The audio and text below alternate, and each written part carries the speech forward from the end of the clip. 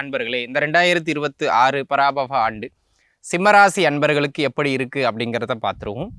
அன்பான சிம்மராசி அன்பர்களே, இந்த ஆண்டு கிரக நிலைகளை பார்க்கின்ற பொழுது 12லே குரு, அட்டமஸ்தானத்திலே சனி பகவான், ஜென்ம ராசிக்குள்ளாக கேது, 7ஆம் இடத்திலே ராகு. ஜோதிட அமைப்பு தெரிஞ்ச சிம்மராசி அன்பர்களுக்கே தெரியும், கோச்சாரத்தில் கிரக நிலைகள் எதுவும் சொல்லிக்கொள்ளுகிற அளவுக்கு சிறப்பாக இல்லை.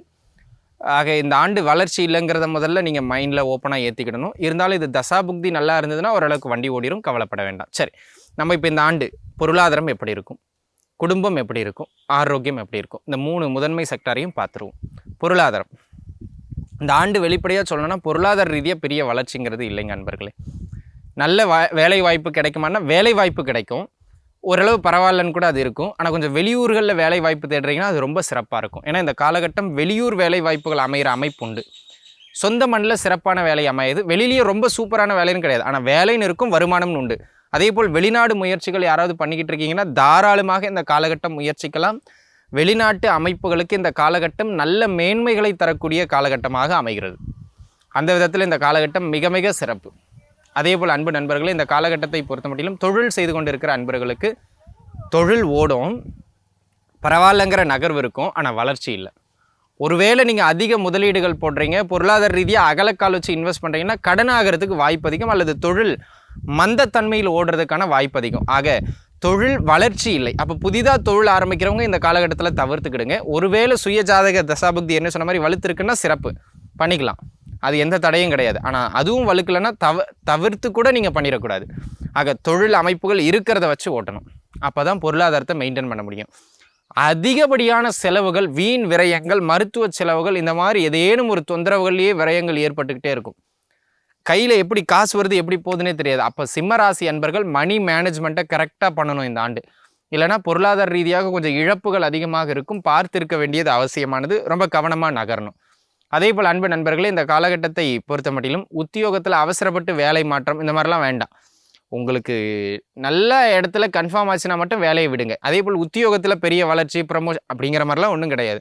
நார்மலான பொசிஷன் எப்பவும் இருக்கிற மூவ்மெண்ட் இருக்கும், அதை அப்படியே மெயின்டைன் பண்ணிக்கணும். அப்போ ஓவராலாக எக்கனாமிக்கல் பொருளாதார நிலைப்பாடு வளர்ச்சி இல்லை. நீங்கள் மைனஸில் போகாமல் இருக்கிறதுக்கான வழியை மட்டும் கவனத்தில் வச்சுக்கிறது நல்லது. வீண் விரயங்களை தவிர்க்கணும், அதிக முதலீடுகளை தவிர்க்கணும். சரிங்களா? பார்த்துங்க. குடும்பம்னு வரும்போதுங்க, குடும்ப அமைப்புகளை பொறுத்த மட்டிலும் இந்த ஆண்டு திருமண அமைப்புகள்லாம் கைகூடி வரும், ஆனால் ரொம்ப சிரமப்பட்டு பண்ணுற மாதிரி இருக்கும்.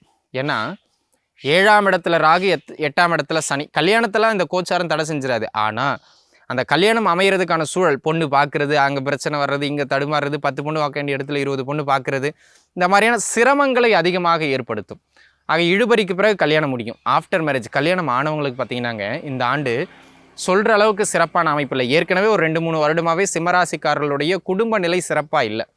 அப்போ குடும்பத்தில் ரொம்ப அனுசரித்து விட்டு கொடுத்து போகணும் அப்படிங்கிறத சிம்மராசி அன்பர்கள் மைண்டில் வச்சுக்கணும். ஏன்னா இந்த ஆண்டு வந்து பார்த்திங்கன்னா குடும்ப வாழ்க்கையில் பிரச்சனை, சில சிம்மராசிக்காரங்களுக்கு இந்த டிவோர்ஸ் கேஸ்ன்னு போகிறது, பிரிஞ்சு இருக்கிறது, நிம்மதி இல்லாமல் அடிச்சுக்கிட்டு கிடக்கிறது கணவன் மனை, இந்த மாதிரியான ஒரு சூழ்நிலையில் இருக்குது. ஸோ குடும்ப வாழ்க்கையில் நீங்கள் விட்டு கொடுத்து போனால் வண்டி ஓடும், இல்லைனா அது பிரிவினையை நோக்கி நகரும். பாயிண்ட் அவ்வளோதான், பார்த்து இருந்துக்கிடுங்க. குடும்பம்னு மட்டும் கிடையாதுங்க, ஓவராலாகவே உறவு நிலைகள்லையும் டிஸ்டர்பன்ஸை இது கொடுத்துக்கிட்டே இருக்கும். அப்போ எந்த உறவுகிட்ட பேசுகிறதா இருந்தாலும் கொஞ்சம் பார்த்து பழகணும். ஏன்னா கூட இருந்தே நம்பிக்கை துரோகங்கள்லாம் இந்த காலகட்டத்தில் தான் தேவையில்லாமல் நடைபெறும். இந்த உறவுகளை நம்பி பணம் கொடுக்கல் வாங்கல் செய்கிறது, இல்லை தொழிலில் யாரையும் நம்பி பணத்தை கொடுத்து வைக்க, இப்படிலாம் பண்ணிங்கன்னா அது ஏமாற்றுதலுக்கு நிறைய வாய்ப்புகள் அதிகம், பார்த்துருந்துக்கிடுங்க. ஸோ உறவு நிலைகளும் இப்படி தாங்க இருக்குது. இதில் குழந்தை பாக்கியம் வந்து ஒரு சிலருக்கு இந்த மருத்துவ உதவிக்கு பிறகு கிடைக்கிறதுக்கான அமைப்புகள் உண்டு, தாராளமாக முயற்சிக்கலாம்.